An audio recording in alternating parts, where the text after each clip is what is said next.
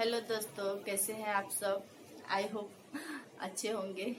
आज मैं बहुत ही सुंदर नाच गीत लेकर आई हूँ, तो सुनिएगा, आनंद लीजिएगा और प्लीज़ लाइक सब्सक्राइब और कमेंट करिएगा।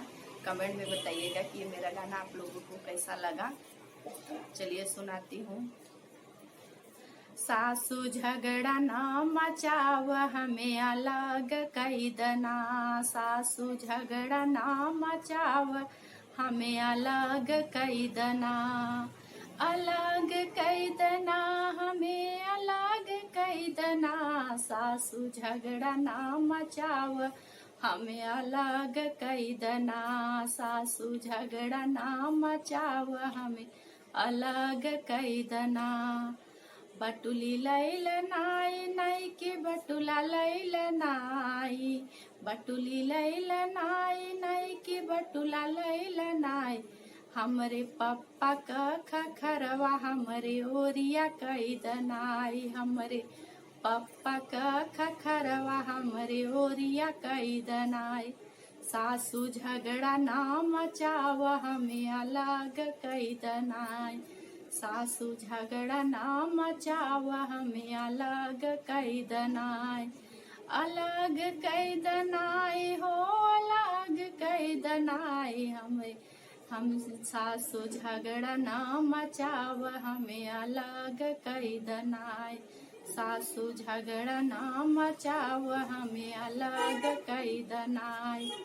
नाती लैल नाई नाई की नतनी लैल नाई, नाती लैल नाई नाई की नतनी लैल नाई, हमरे पप्पा के दामदवा हमरे ओरिया कई दना, हमरे पप्पा के दामदवा हमरे ओरिया कई दनाई, सासू झगड़ा ना मचाव हमें अलग कई दनाई, सासू झगड़ा ना मचाव हमें अलग कई दनाई, अलग कई दनाई हो अलग कई दनाई, सासू झगड़ा ना मचाव हमें अलग कई दनाई, सासू झगड़ा ना मचाव हमें अलग कई दनाई।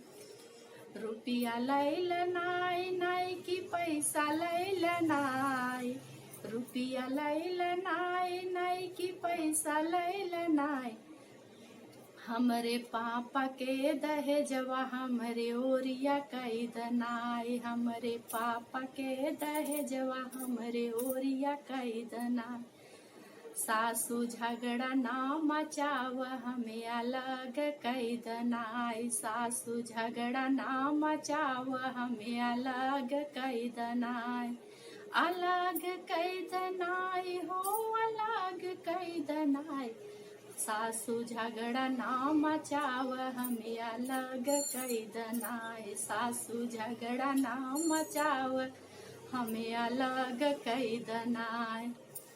धन्यवाद दोस्तों।